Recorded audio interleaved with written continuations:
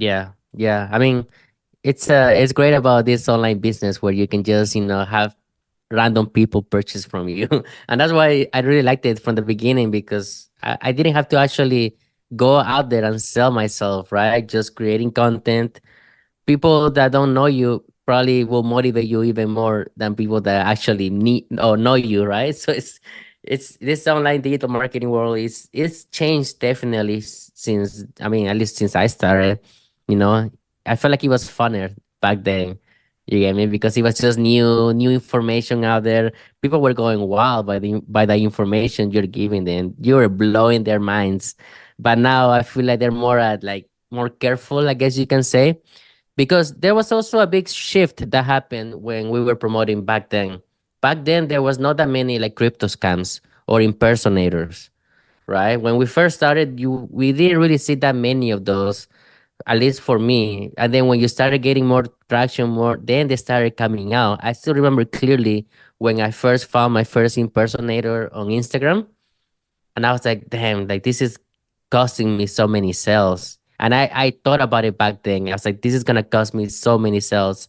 And fair enough, I saw my income going down just because of this impersonator. So that's something that happened, I guess, a hurdle that I had to hop over when I was being successful with my business. There's always gonna be something that changes, and then you just have to adapt. Yeah, and here's the thing. So I get DMs weekly from people. Oftentimes I have no idea who they are, and they're just trying to be helpful, and I appreciate it. And they reach out to me and shoot me a DM and say, "Hey, I found this impersonator." And here's the thing. There's two ways to combat this because it is bad, because the trust is really the only thing we have. And as a matter of fact, I have someone in my coaching program who actually got scammed out of $300 by an impersonator who Mhm. leveraged my trust to sell them something. And because they trusted me, they purchased. And once they found out it was a scam, then they came to the source and got in the right thing. So they still bought for me or bought into me. So the thing is when I get these messages from people saying, here's another scammer, I always am appreciative and say thank you, but I can't keep up, right? Like I can't get them taken down because it takes forever. I can't get them taken down as fast as they're created. So the better way to combat this is to be authentic and come forth with your brand and build the trust so people automatically know they're trying to sell me into crypto. I bet you that's not Brian.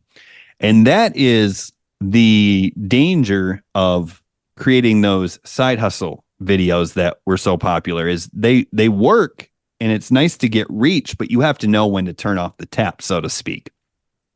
Because people have to know you and they have to look at you and say, nope, if this person's trying to sell me into a gold trading scheme, I bet you it's not the real Brian. And then that just, it takes them a second to pause and think, and then they do their due diligence and realize, oh, it's Brian with two N's. And then they come Yeah. out and actually help sales because then they almost were ready to buy. And once they realized it was fake, they come search me out, make sure they get the right one. And then they're willing to buy because they feel comfortable that they're getting the right thing. They're getting me. So that's, trust going forward is going to be the most important thing, especially as, you get faceless content and AI and all this stuff. It's like people get excited about the proposition of being able to market without going on camera, but there is no differentiation. There's no secret weapon at that point. It'll just flood the market so fast that the people who are putting their face on camera are going to have an even bigger advantage because they're going to get excited by AI, but they're going to want something real. And that's when we're going to come in and have our backlog of content and just continue to crush it, quite frankly.